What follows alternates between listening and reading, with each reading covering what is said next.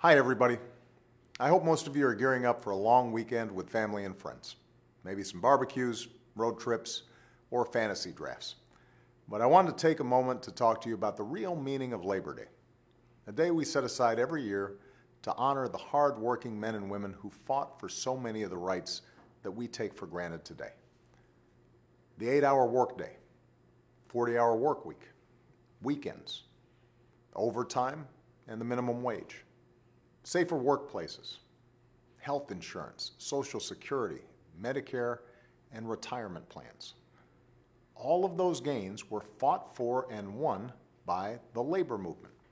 Folks who are working not just for a bigger paycheck for themselves, but for more security and prosperity for the folks working next to them as well. That's how we built the great American middle class. That's the spirit we've been working to restore these past 6.5 years. On Friday, we found out that the economy created another 173,000 jobs in August. Over the past 5.5 years, our businesses have created 13.1 million new jobs in total, the longest streak of job creation on record. The unemployment rate dropped to 5.1%, the lowest it's been in 7 years.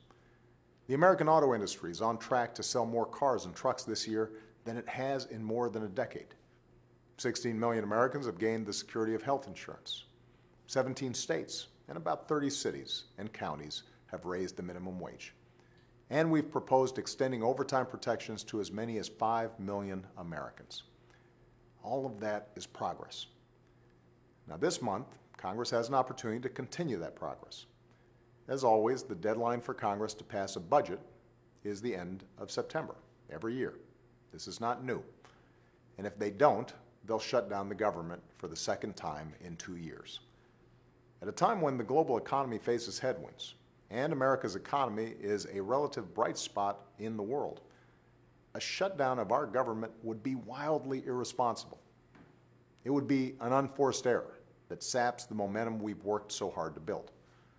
Plain and simple, a shutdown would hurt working Americans. It doesn't have to happen. If Congress wants to support working Americans and strengthen our middle class, they can pass a budget that invests in, not makes cuts to, the middle class. If they pass a budget with short-sighted sequester cuts that harm our military and our economy, I will veto it. If they make smart investments in our military readiness, our infrastructure, our schools, public health, and research, I'll sign that budget. And they know that. So let's get it done. Our economy doesn't need another round of threats and brinkmanship. Nobody gets to play games with our economy or the middle class I grew up in, and you grew up in. Tell Congress to pass a budget that reflects the values we honor on Labor Day. Rewarding hard work, giving everybody a fair shot, and working together to give all of our kids a better life. Thanks, everybody, and enjoy your weekend.